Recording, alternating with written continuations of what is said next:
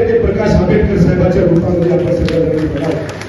का तुम्हाला सांगतो, कारण की साहेब किती मोठ्या मीटिंग मध्ये किती मोठ्या कामामध्ये जर असला आणि आम्ही जर फोन केला तर साहेब त्यांचा फोन आम्हाला रिटर्न येतो. काय काम आहे विचारून ते काम विचारपूर्वक तुम्हाला सांगतो पार करतात. पण साहेब बाकीच्या मंत्र्यांचं जर तुम्ही जर बघितलं तर तुम्हाला सांगतो घोड्यावरूनच शेळ्या राखायचे, घोड्यावरूनच शेळ्या हाकायचे. साहेब हे कुठेतरी आपल्याला आपल्या पक्षाला कमजोर करण्याचं काम हे लोक करत आहेत. हे आपण जबाबदारी आपण तुम्हाला सांगतो की आम्हाला माहित आहे की तुम्ही हुशार आहात, तुम्ही पहिल्या इंग्रजांसारखे नाही, आपल्याला तळागाळातलं सगळं माहित आहे. पहिल्यांदा साहेब इमानदारीने माझ्या दोन्ही विषय होते त्यावेळेस आमदार होतो मी जिल्हा प्रमुख होतो एकदाही फोन उचलला नाही तर भोले नंबर माहित नाही. पण सन्माननीय श्रीकांत शिंदे साहेबांची सुद्धा तीच परिस्थिती आहे. केव्हाही जर फोन केला तर तुम्हाला सांगतो त्या फोनला प्रतिसाद असतो आणि काम जाग्यावरतीच त्या ठिकाणी करण्याची ताकद जर गुणामध्ये असेल तर श्रीकांत शिंदे साहेबांकडे असतात. तर बाकीच्या मंडळाला जर आम्ही फोन केला तर साहेब आमचा फोनही जात नाही आणि रिटर्न तिकडून फोनही येत नाही. म्हणून साहेब म्हणाल जास्त जर बोललं तर तुम्हाला माहिती आहे पुन्हा रंजनाचा राक्षस होतो साहेब.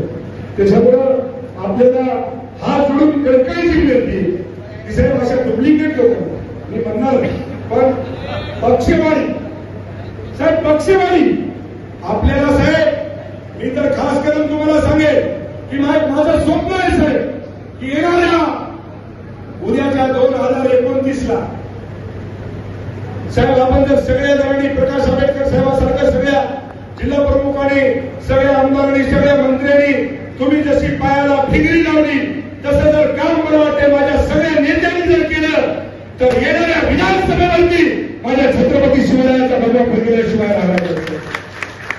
पण साहेब काहीच नाही नुसतं लोकांमध्ये जायचं आणि असं करायचं साहेब होत नाही. साहेब खरे झालेले आहे याला बाजूला मी म्हणणार पण याला चांगली जबाबदारी घ्या.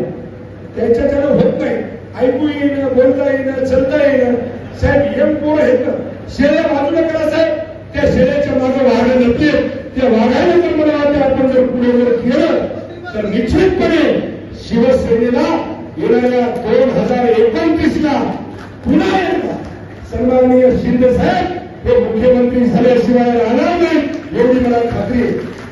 साहेब आजही तुम्हाला सांगतो या ठिकाणी सन्माननीय महायुतीचं सरकार साहेब अंतकरणातून तुम्हाला सांगतो की या ठिकाणी हे महायुतीचं सरकार जर कुणामुळे आलं असेल तर मित्र सांगा इमानदारीने सांगा कुणामुळे आला सांगा कुणामुळे आला. साहेब चेहरा शिंदे साहेबाचा होता. साहेब लोक शिंदे साहेबांवरती प्रेम करत होते. साहेब लाडकी बहीण अक्षरशः ढसढस लढत होती की आम्हाला आतापर्यंत एक मुलगी रक्षाबंधनला काही नाही. दिवाळीला तुम्हाला सांगतो आमच्या बहिणी बिना साड्याच्या राहिल्या पण शिंदे साहेबांच्या आशीर्वादामुळे माझ्या लाडक्या बहिणीची रक्षाबंधन आणि दिवाळी सुद्धा चांगली झाली आणि या ठिकाणी या महाराष्ट्रावरती महायुतीचं सरकार बसलं. हे साहेब सूर्याला दोन्ही हाताला जर झाकलं तर लपल्या जात नाही. साहेब हे मी नाही या महाराष्ट्रातला सर्वसामान्य शिवसैनिक सर्वसामान्य शेतकरी कष्टकरी व्यापारी सर्व जाती धर्मातले लोक एकच म्हणतात नाही नेता असावा तर शिंदे साहेबांसारखा असावा हे मी म्हणत नाही साहेब या महाराष्ट्रातली जनता म्हणते. म्हणून आपल्याला हात जोडून विनंती करतो की येणाऱ्या काळामध्ये साहेब तुम्ही आमच्यावरती जी जबाबदारी टाकसाल ती जबाबदारीने त्या ठिकाणी